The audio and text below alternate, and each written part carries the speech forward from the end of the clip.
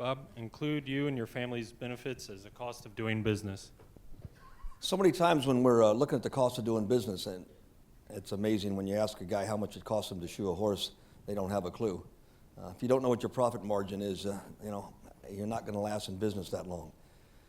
But part of your cost of doing business is what you do for the year, your family. If your decision to shoe horses for a living is not going to give you a comfortable living, then you need to either raise your prices or find another job.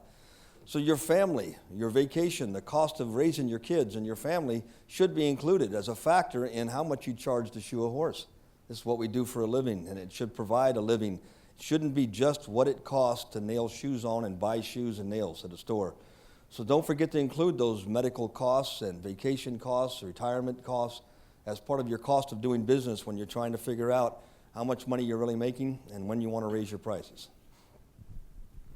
Carry business cards, Mike. You know, I carry a business card with me all the time. No matter where I go, there's a little case in my top right pocket with business cards. The reason I do that is you never know where you're at the store or out to dinner or at a show or anywhere where you might be. You may be somewhere you don't even think it's got anything to do with horseshoeing, and somebody comes up and in the conversation you hear that they have horses, and they find out you're a farrier. And you don't have a card to hand them, and you're trying to find a piece of paper to write your name and your phone number on. You don't want that. You want a card that shows the name of your company, shows your name, shows how you're certified, shows how to get a hold of you, shows your website. Those are all things that can be on that card, and it's the cheapest, easiest way to promote your business subtly. Okay. Make a gauge out of a clinch cutter, Steve. I like to hammer gouge my feet when I'm doing my finish work. And there again, by necessity, one day I didn't have my gouge with me for whatever reason, so I made one out of a clinch cutter. This is just an old diamond clinch cutter. Carry on.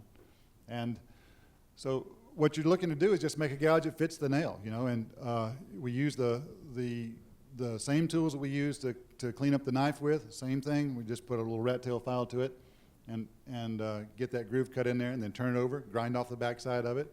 And you've got you a gouge. It works fast, it's cheap. You can make a small one to fit small nails and a big one to fit draft nails.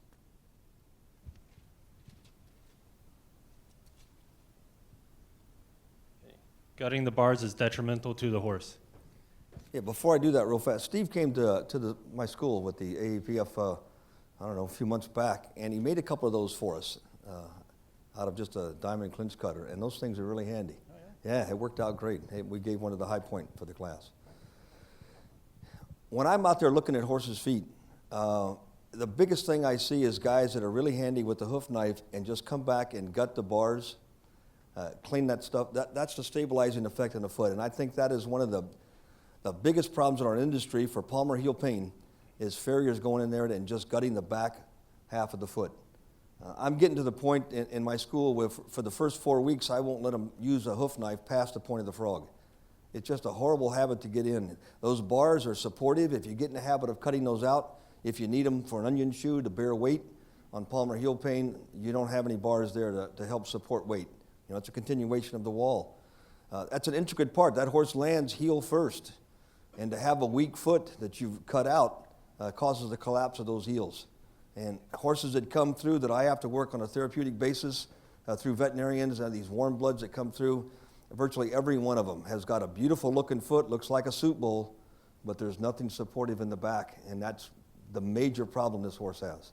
So keep your knife out of those bars and back third of the foot. Okay. Itemize your bill to the client. I think it's something that a lot of us don't do. We write horseshoeing and then a total. If you think about what people do when they go in and get their truck worked on, or they have a repair person come out and work at their house on their Frigidaire or their air conditioner, whatever, everything's itemized. I would suggest that you build a sheet just like the vet does. If you look at a veterinarian's bill, it's itemized out. This is something I used. It's a way to increase your income. My CPA set this up for me, and every item we do is itemized on there and a price. It makes a big difference. It would also tell you on those invoices that you have your next appointment, your mailing address, your website, phone, things like that. Communication, so that's part of you communicating to them and telling them where they can go to find you.